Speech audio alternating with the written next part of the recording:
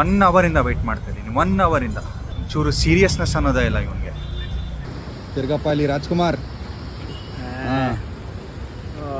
ಮನನ್ location ಬೇಡ ಅಂದ ಮಗ, ಅದು ಫೀಚರ್ ಕೊಡ್ತಾನಂತೆ, ಶಾರ್ಟ್ ಮೂವಿಗೆ ಬೇಡ ಅಂತ. ಯಾರೋ ಒಬ್ಬ ಫ್ರೆಂಡ್ ಇದ್ದಾನಂತೆ, ಕ್ಲೋಸ್ ಫ್ರೆಂಡ್ ಅಂತ, ನೋಡೋಕೆ ಬಂದಿದ್ದೀವಿ. ಅದೇ ಇಲ್ಲಿ ನಿಮ್ಮದು ನಮ್ಮ ಸೀನಿಯರ್ ಕಾಲ್ ಮಾಡ್ದೆ ನನಗೆ ಔಟ್ ಆಫ್ ಬ್ಲೂ.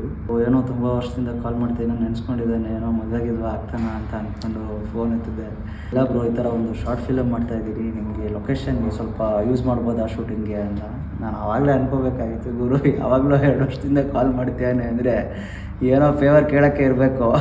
ಅವನ ಜೊತೆಗೆ ಇನ್ನೊಬ್ಬ ಯಾರೋ ಕರ್ಕೊಂಬಂದಿದ್ದಾನೆ, ಅವನು ಒಳ್ಳೆ ಲೋಕಲ್ ಹೀರೋ ಥರ ಇದ್ದಾನೆ. ಲೊಕೇಶನ್ ಸಕ್ಕತ್ತಾಗಿದೆ, ಇಲ್ಲೇ ಶೂಟ್ ಮಾಡೋದು.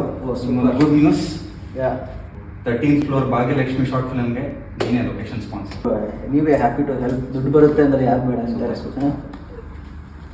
ದುಡ್ಡು ಬರುತ್ತೆ ಅಂದರೆ ಅಮ್ಮ ನಾ ಸೇಲಾದೆ ಅಮೆರಿಕಾ